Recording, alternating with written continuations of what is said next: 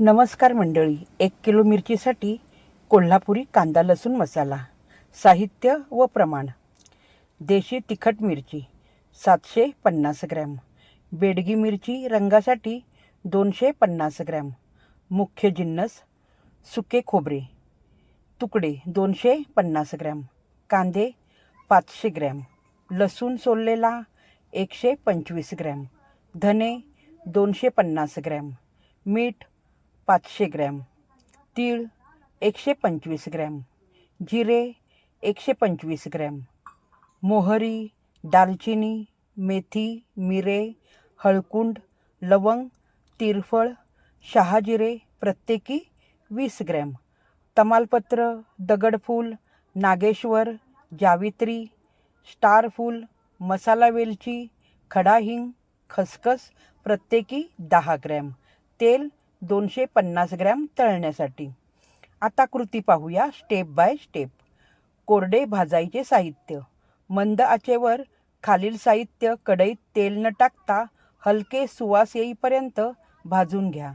तीळ, जिरे, मेथीदाणे, मोहरी, खसखस, शहाजिरे, लवंग आणि काळी मिरी.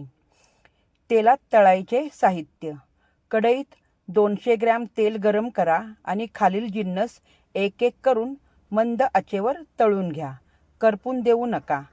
खडा मसाले: जावेत्री, त्रिफळ, नागेश्वर, स्टार फूल, मसाला वेलची, दालचिनी, दगडी फूल आणि तमालपत्र.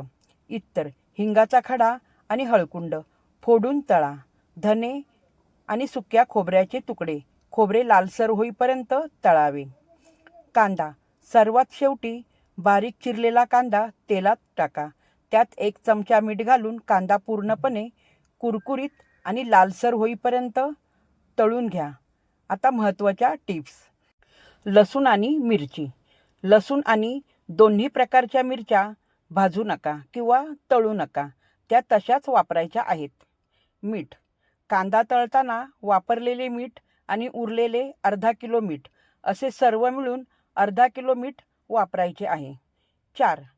मसाला कुटणे आणि दळणे: आता भाजलेले मसाले आणि तेलात तळलेले मसाले, कांदा खोबऱ्यासह, कच्च्या मिरच्या, सोललेला लसूण आणि मीठ हे सर्व एकत्र करा. हे मिश्रण मसाल्याच्या डंकावर नेऊन बारीक दळून आणा. टीप: हा मसाला तयार झाल्यावर पूर्णपणे गार होऊ द्या आणि नंतर भरणीत भरा. यामुळे मसाल्याचा रंग आणि चव वर्षभर टिकून राहते. मसाल्याची यादी आवडली असेल लाईक करा, शेअर करा आणि सबस्क्राईब सुद्धा करा.